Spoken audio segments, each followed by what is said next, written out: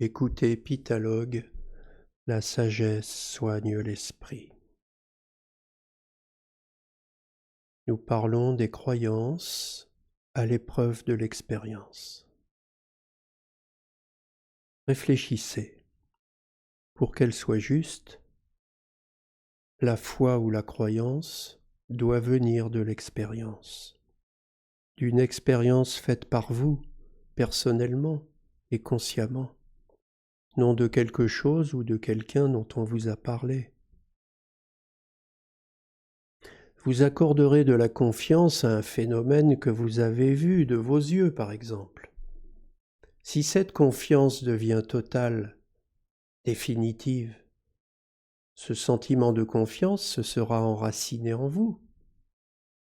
Du coup, vous aurez développé naturellement une foi ou croyance dont l'objet sera une idée provenant d'un livre, un objet de la vie courante, un système de pensée, qui peut être social, politique, religieux ou spirituel.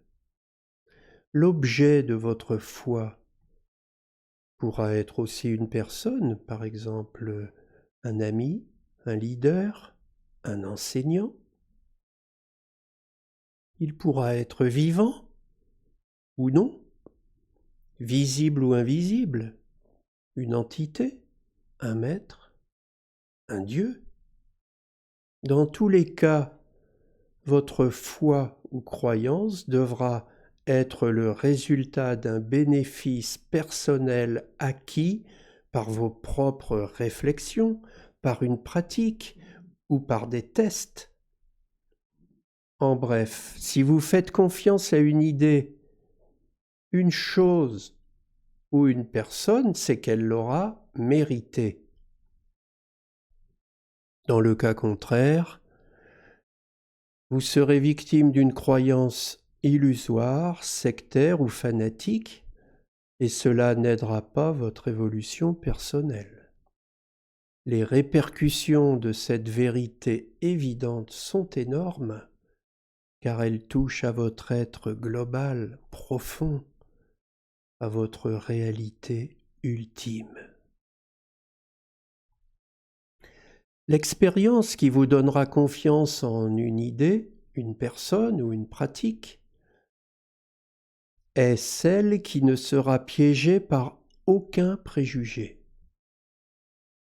Il faut donc se fier davantage à ce qui est nouveau, à ce qui était inconnu, avant le résultat de vos expériences.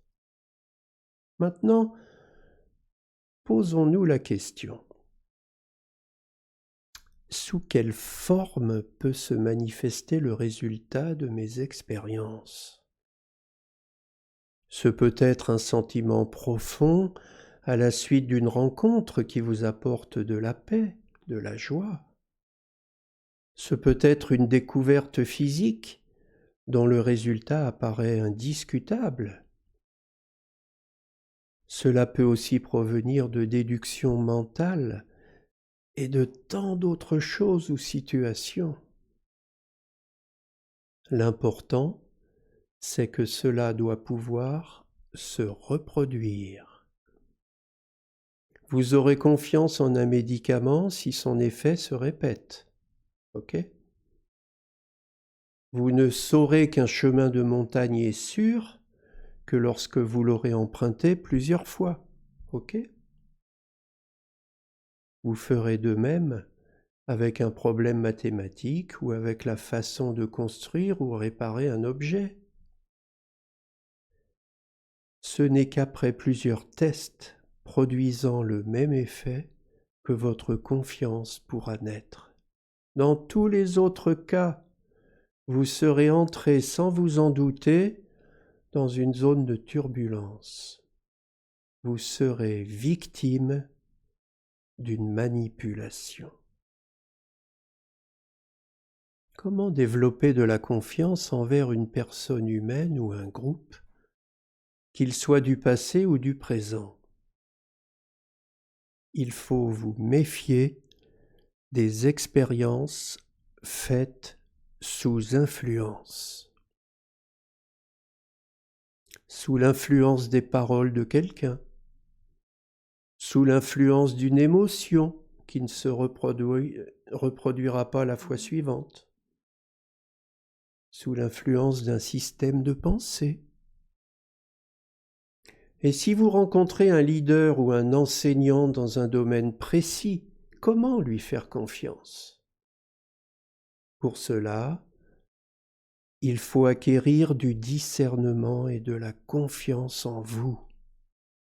Vous exercer à prendre le temps, à ne pas vous emballer, à faire de cette rencontre un objet d'étude, de réflexion profonde. Comment tester une expérience? En se demandant quelle valeur ajoutée elle vous apporte. Imaginez la chose suivante. Vous faites la rencontre d'un maître en parfumerie, ceux que l'on appelle des nez. Il vous fait sentir un parfum. Il vous conseille sur la façon de ressentir les arômes, les notes subtiles, les fragrances. Vous faites ce qu'il vous dit. Mais au final, le résultat de ce test sera le vôtre, pas le sien. Et il pourra se reproduire. Et si vous rencontriez un maître spirituel, comment le reconnaître, lui faire confiance? Quelle attitude adopter?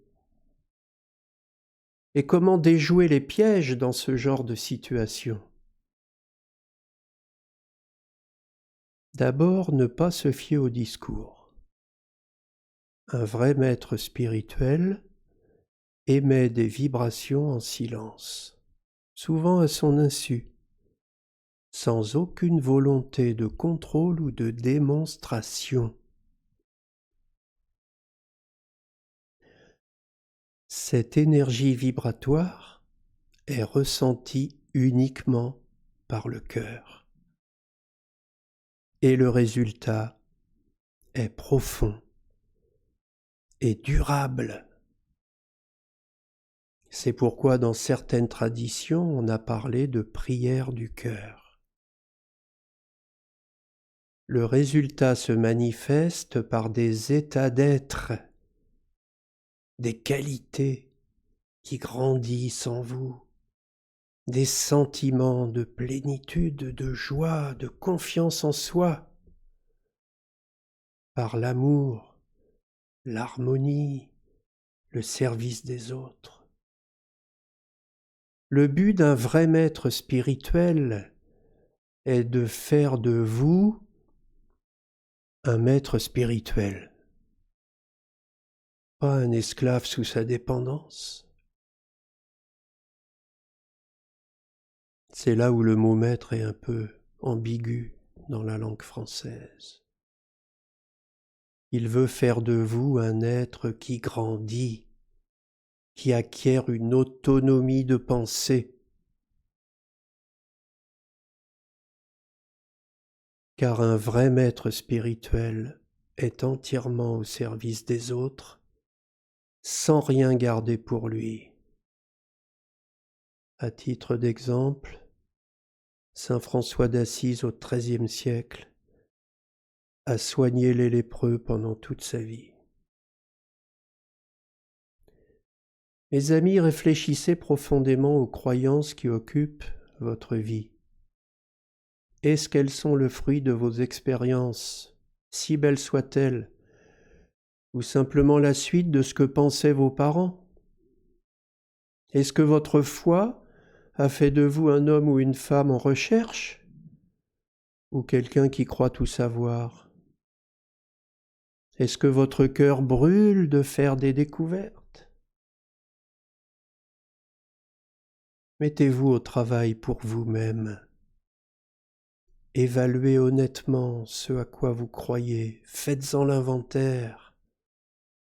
Prenez des exemples concrets dans votre vie, sans tabou, sans jugement préconçu.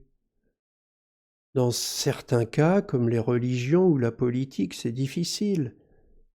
Mais retenez bien ce que vous dit le grand Pythagore. Si vous sentez que vous êtes capable de changer de point de vue sur un sujet, vous vibrerez, vous vous sentirez vivant, joyeux. Concrètement, vous pouvez prendre un cahier et mettre une note de 1 à 10 à tout ce qui est objet de foi dans votre vie.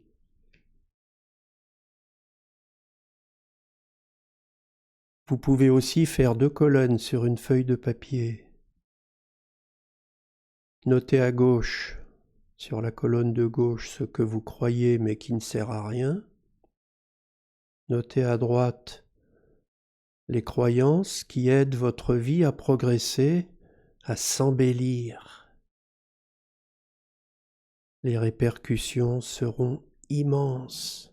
Cela vous fera explorer d'autres plans de conscience, c'est-à-dire d'autres facettes de vous-même. Profitez-en bien, mes amis. C'est votre œuvre. C'est gratuit.